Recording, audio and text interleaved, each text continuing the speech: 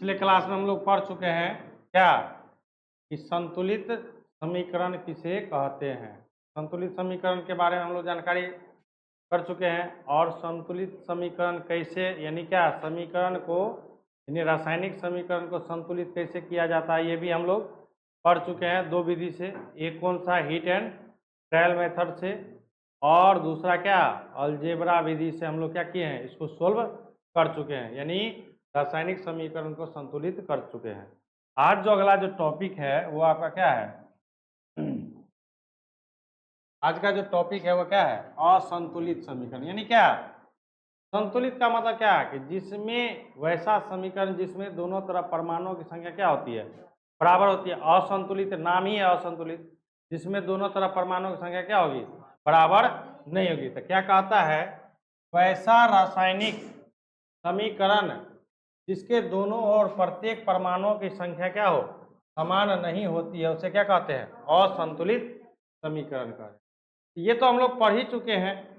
संतुलित का मतलब क्या होता है कि दोनों तरफ परमाणुओं की संख्या क्या होगी बराबर होगी और असंतुलित का मतलब क्या होता है कि दोनों तरफ परमाणुओं की संख्या बराबर नहीं होगी। जैसे मान के चलो H2 जैसे हाइड्रोजन और प्लस क्या लेते हैं ऑक्सीजन, H2O बनता है ना। H2O बनता है तो देख रहे हैं कि यहाँ पर हाइड्रोजन की संख्या कितनी है 2, ऑक्सीजन की संख्या कितनी है, लेकिन यहाँ पर हाइड्रोजन की संख्या तो 2 है लेकिन ऑक्सीजन की संख्या कितनी है 1 है। इसलिए इसको क्या कहेंगे हम लोग असंतुलित। क्या कहेंगे असंतुलित। क्या कहेंगे असंतुलित रासायनिक क्या ये तो देखने से ही पता चल जाएगा कि तीर के बाईं ओर और तीर के दाईं ओर, यदि तीर के बाईं ओर जितना परमाणु भाग लिया है यदि उतना ही तीर के दाईं ओर भी है तब तो वो क्या होगा संतुलित होगा। यदि तीर के बाईं ओर की परमाणुओं की संख्या क्या है अलग है और तीर के दाईं ओर की परमाणुओं की संख्या क्या है अलग है, इसका मतलब क्या है कि वो क्या है असंतुलित। अर्थात कहने का मतलब क्या ये जो आपका है जो रासायनिक अभिक्रिया भाग क्या अभिकारक क्या है और ये जो आपका है ये क्या है प्रतिफल। यानी क्या कहने का मतलब क्या संतुलित और असंतुलित का मतलब क्या कि जितना अभिकारक में है उतना ही प्रतिफल में है तब तो वो क्या कहलाएगा हमारा संतुलित रासायनिक समीकरण। और यदि अभिकारक में और प्रतिफल में दोनों में परमाणुओं की संख्या क्या है भिन्न भिन्न है तो समझ जाएंगे क्या है ये असंतुलित। कोई दिक्कत है इतना में नहीं। अब देखिए क्या कहता है आपको कि रासायनिक समीकरण से प्राप्त होने वाली क्या सूचनाएं क्या कह रहा है समझिएगा। इधर कहता है कि रासायनिक समीकरण से प्राप्त होने वाली सूचनाएं यानी आपके पास कोई भी रासायनिक समीकरण है, आपके पास क्या है कोई भी रासायनिक समीकरण है, उस रासायनिक समीकरण से आपको क्या क्या सूचनाएं क्या होती है प्राप्त होती।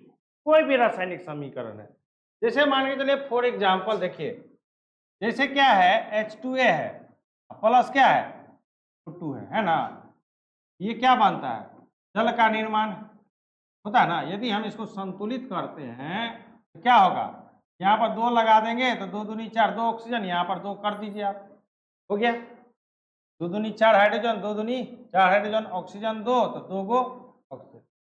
अब ये रासायनिक समीकरण आपके पास है, इस रासायनिक समीकरण से आपको क्या क्या सूचनाएं प्राप्त होती है। तो पहला देखिए कहता है कि यह अभिकारक, अभिकारक मतलब जो रासायनिक अभिक्रिया में भाग लेता है ये क्या आपका अभिकारक है हाँ या नहीं। और जो आपको निर्माण हुआ वो आपका क्या है प्रति, ठीक है। अब देखिए इससे सूचना क्या पहला क्या कहता है कि यह अभिकारकों एवं प्रतिफलों के संकेत या सूत्र की जानकारी देता है। कहने का मतलब क्या है क्या कहने का मतलब क्या है, इसका कहने का मतलब यह है इस रासायनिक अभिक्रिया को होने के लिए जो हाइड्रोजन और ऑक्सीजन जो मिला है और क्या बना है जल का निर्माण जो हुआ है तो हम लोग इसका इस जगह पर ऐसे यूज नहीं करते हैं। हाइड्रोजन क्या प्लस ऑक्सीजन, हाँ, और क्या तीर का चिन्ह क्या इधर जल, इस तरह से हम लोग कहीं यूज करते हैं, हाँ या नहीं? किसी भी रासायनिक समीकरण को क्या उसके नाम से सूत्र बनाते हैं? नहीं। यदि हमें बनाना रहता है तो उसमें जो जो तत्व भाग लेता है या यौगिक भाग लेता है या मूलक भाग लेता है, जो भी लेता है, हम उस सभी का क्या करते हैं? सूत्र का ही प्रयोग करते हैं, नहीं करते हैं? जैसे यहाँ पर हाइड्रोजन है, जल हाइड्रोजन है ना, हाइड्रोजन भाग लिया है, तो हाइड्रोजन का क्या है? सूत्र का उपयोग करते हैं, या क्या कहता है कि संकेत या सूत्र, संकेत या सूत्र का उपयोग करते हैं, चाहे वो कहां पर हो, अभिकारक में हो या प्रतिफल में। पहला पॉइंट क्लियर कि हम किसी भी जो हमें रासायनिक अभिक्रिया कराना है उस रासायनिक अभिक्रिया में या तो हम संकेत का उपयोग करते हैं या उसके सूत्र का उपयोग करते हैं, न कि उसके नाम का, न कि उसके नाम का। पहला क्लियर। दूसरा कहता है कि अभिक्रिया में कौन कौन से पदार्थ क्या कर रहा है? भाग ले रहा है।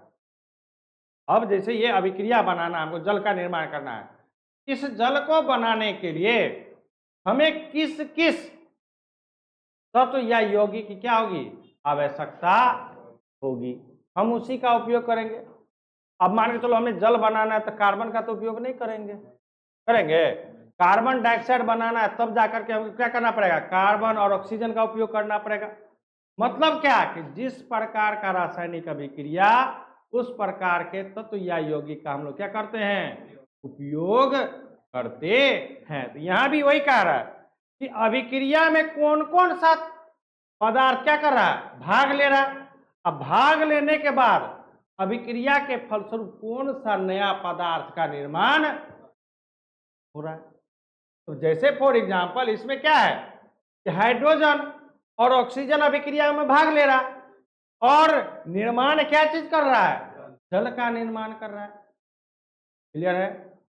आता है पहला क्या था कि आपका जो रासायनिक अभिक्रिया बना रहे हम उसमें क्या करते हैं? या तो संकेत या सूत्र का प्रयोग करते हैं, ठीक है ना? तो संकेत क्या होता है? या तो तत्व होता है या यौगिक होता है, सूत्र तो यही ना होता है, उसका उपयोग करते हैं। दूसरा है कि रासायनिक अभिक्रिया में कौन कौन सा तत्व भाग ले रहा है या कौन सा यौगिक भाग ले रहा है, और भाग लेने के फलस्वरूप यानी अभिक्रिया के बाद कौन सा नया पदार्थ का क्या हो रहा है? निर्माण हो रहा है। तो देख रहे कि हाइड्रोजन भाग ले रहा है, ऑक्सीजन भाग ले रहा है, तो बन क्या रहा? अभिक्रिया के फलस्वरूप जल का निर्माण हो रहा है। 2 पॉइंट क्लियर हो गया, कोई दिक्कत है? नहीं। अब तीसरा पॉइंट कहता है कि अभिक्रिया में भाग लेने वाले अभिकारकों के परमाणुओं एवं अणुओं की आपेक्षिक संख्याओं की जानकारी प्राप्त होती है, नहीं होती है? अब जैसे देखिए अभी जैसे हम लोग एग्जाम्पल क्या लिए थे, H2 प्लस क्या O2, तीर का चिन्ह क्या H2O, और इसको जब संतुलित कर लिए थे यहाँ 2 लगा दिए थे और यहाँ भी। अब कह रहा है, देखिए समझिएगा पॉइंट बाय पॉइंट, क्या कहता है कि अभिक्रिया में भाग लेने वाले अभिकारकों के परमाणुओं एवं अणुओं की आपेक्षिक संख्या। आपेक्षिक संख्या का मतलब क्या? यदि ये हाइड्रोजन भाग लिया है तो ये हाइड्रोजन की संख्या कितनी, यहाँ पर हाइड्रोजन की संख्या कितनी है? टोटल 4। यदि ऑक्सीजन यहाँ पर है तो ये ऑक्सीजन की संख्या कितनी है? परमाणु, ऑक्सीजन परमाणु कितना है? 2, लेकिन अणु की बात क्या करेंगे? 1। कहीं पर ऑक्सीजन को सीधे O नहीं लिखा जाता है, हमेशा ऑक्सीजन क्या होता है? O2 में रहता है, यानी अणु के रूप में होता है।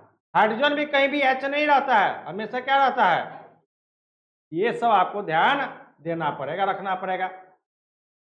समझ में आ गया कि क्या कह रहा है? कह रहा है कि आपके जो रासायनिक अभिक्रिया में भाग ले रहा है उसमें जो रासायनिक अभिक्रिया में भाग लेने वाला परमाणु है या अणु जो है उसकी आपेक्षिक संख्या कितनी है। आपेक्षिक संख्या का मतलब क्या, उसमें कितना हाइड्रोजन या कितना ऑक्सीजन भाग लिया है। क्लियर है। अगला कहता है कि अभिक्रिया के फलस्वरूप यानी अभिक्रिया के फलस्वरूप यानी बाद में निर्मित प्रतिफल के परमाणुओं एवं अणुओं की आपेक्षिक संख्याओं की क्या जानकारी प्राप्त होती है। यानी क्या, जल तो बना लेकिन कितना, जल कितना, 4, 2 ही है ना इसके पीछे जी। ये जो अभिक्रिया के फलस्वरूप जो बना है ये कितना अणु बना है जल। क्लियर है, कोई दिक्कत है इसमें नहीं ना। आपको इसमें कोई कहीं कहीं यदि पॉइंट में दिक्कत हो तो आप क्या कर सकते हैं, पूछ सकते हैं। अगला कहता है कि अभिकारकों और प्रतिफलों के मूलों के अनुपात की जानकारी प्राप्त होती है। अब बच्चों मूल क्या होता है, मूल क्या होता है ये मूल समझना पड़ेगा। तो मूल को पहचानेंगे कैसे, मूल को पहचानेंगे कैसे, तो जो भी देखो यदि ये हाइड्रोजन है या ये ऑक्सीजन है या ये जल है, इसके पीछे जो संख्यात्मक मान होता है, जो संख्यात्मक मान होता है वो उसकी मूल को दर्शाता है। यानी क्या, यहां पर कितना मोल, 2 मोल क्या हाइड्रोजन, 2 मोल हाइड्रोजन, और इस O2 के पीछे कोई संख्या है नहीं है, तो क्या 1 मोल क्या ऑक्सीजन, हाँ, और कितना मोल जल, 2 मोल क्या, मोल नहीं पहचान लेंगे, मोल तो देखने की बात है। मोल क्या है, केवल देखने का है कि किस यौगिक या किस अणु या किस तत्व के पीछे कितना संख्यात्मक मान लगा हुआ है, वह उसकी क्या करता है, क्या चीज को दर्शाता है, मोल को दर्शाता है। कोई दिक्कत है इसमें। पॉइंट कहता है बच्चों क्या, ये अभिकारकों और प्रतिफलों के दरमानों का क्या करता है, अनुपात बताता है। बच्चों इसका कहने का मतलब क्या है समझिएगा, कि अभिकारकों जैसे मान के चलिए, जैसे कार्बन है प्लस क्या है ऑक्सीजन, क्या बनाया CO2। अब इनके कहा था कि अभिकारक, तो आपको पता है कि अभिकारक किसको कहते हैं, तो जो रासायनिक अभिक्रिया में भाग लेता है उसको क्या कहते हैं, अभिकारक, और रासायनिक अभिक्रिया के फलस्वरूप जो बनता है उसको क्या कहते हैं बच्चों, प्रतिफल कहते हैं। तो यहाँ पर द्रव्यमान का मतलब क्या कि कार्बन, आप जानते हैं कि कार्बन का परमाणु द्रव्यमान कितना होता है 12, प्लस 1 ऑक्सीजन का परमाणु द्रव्यमान कितना 16, लेकिन कितना है 2 है, तो 12 प्लस 16 दूना कितना 32, 32 मतलब कितना टोटल कितना हो गया 44 ग्राम। उसी तरह यहां भी देखिए कि इस कार्बन की कितना 12 प्लस 16 गुना कितना 2, यानी 12 प्लस 16 गुना 32 बाय कितना 44। इसका कहने का मतलब ये हुआ बच्चों कि दोनों तरफ यानी अभिकारक और प्रतिफलों में जो आपके पास परमाणु का जो द्रव्यमान होता है बच्चों, वो क्या होता है, एक कहता है कि अभिकारकों और प्रतिफलों के द्रव्यमानों का क्या अनुपात ज्ञात, मतलब क्या ये बताता है। कहने का मतलब ये है कि जितना भाग अभिकारक में है उतना ही भाग क्या, उतना ही ग्राम क्या, उतना ही द्रव्यमान उसका क्या होगा।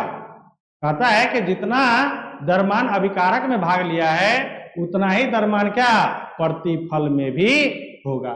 फिर है अगला बच्चों, कहता है ये गैसीय अभिकारकों और प्रतिफलों के आपेक्षिक आयतन की जानकारी देता है। जैसे बच्चों देखिए, जैसे हम एक एग्जांपल लेते हैं, नाइट्रोजन प्लस 3H2, ये बन गया क्या हमारा, ये बन गया क्या हमारा NH3। अब इसको हम लोग संतुलित करते हैं तो 3 दूना 6, यहाँ 2, यहाँ भी हमको। अब यहाँ कहने का मतलब क्या कि ये गैसीय अभिकारकों और प्रतिफलों के आपेक्षिक आयतन की जानकारी देता है। आयतन का मतलब क्या बच्चों कि जैसे यहाँ पर नाइट्रोजन कितना मोल है 2 मोल है, कितना है 2 मोल, यानी इसका आयतन कितना हुआ, आयतन यदि हम बात करें तो नाइट्रोजन की कितनी 2, हाइड्रोजन की कितनी 3 और अमोनिया की कितनी 2, यानी ये जो आयतन है ना बच्चों क्या STP और NTP होता है वहां पर। तो ये भी आपका आयतन को दर्शाता है कि ये हमारा जो भाग लिया है उसमें जो गैस रूप में जो भाग लिया है रासायनिक अभिक्रिया में, उसमें कितना इसका आयतन क्या है, भाग लिया गया है। फिर बच्चों कहता कि अभिकारकों एवं प्रतिफलों की भौतिक अवस्था की जानकारी प्राप्त होती है। अब यहां पर देखिए बच्चों क्या है कि भौतिक अवस्था का मतलब क्या, 3 प्रकार का होता है, एक ठोस, द्रव और गैस।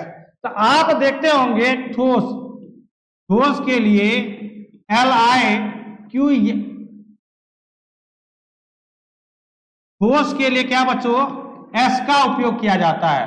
द्रव के लिए लिक्विड LiQ का ही उपयोग किया जाता है, और किसके, गैस के लिए बच्चों क्या, G का प्रयोग किया जाता है। तो यदि किसी भी रासायनिक अभिक्रिया में किसी भी यौगिक के बगल में या किसी भी संकेत के बगल में आपके पास S रहे, लिखा रहे, या LiQ लिखा रहे, या G लिखा रहे, तो समझ जाइएगा कि बच्चों ये क्या है, आपका अवस्था को दर्शा रहा है कि वो यौगिक ठोस रूप में है, द्रव रूप में है, या गैस रूप में है। फिर है बच्चों आपका क्या, कहता है कि ऊष्माशोषी और ऊष्माक्षेपी अभिक्रियाओं की जानकारी प्राप्त होती है। तो आप लोग को बच्चों पता है, हम पीछे पढ़ा भी चुके हैं कि यदि रासायनिक अभिक्रिया में यदि ऊष्मा, एक होता है ऊष्माशोषी, एक होता क्या, ऊष्माक्षेपी। आप लोग को पता है कि ऊष्माक्षेपी और ऊष्माशोषी क्या कहते हैं। एक में हमको रासायनिक अभिक्रिया कराने के लिए बाहर से ऊष्मा देना पड़ता है, और एक में क्या होता है, हमें ऊष्मा अभिक्रिया कराने के फलस्वरूप ऊष्मा का क्या होता है, उत्सर्जन होता है। तो जिसमें रासायनिक अभिक्रिया के फलस्वरूप ऊष्मा का उत्सर्जन होता है, उसको हम लोग क्या कहते हैं बच्चों, ऊष्माक्षेपी। उसे क्या कहते हैं, ऊष्माक्षेपी। जबकि ऊष्माशोषी के लिए हमें बाहर से क्या करना पड़ता है, ऊष्मा देना पड़ता है।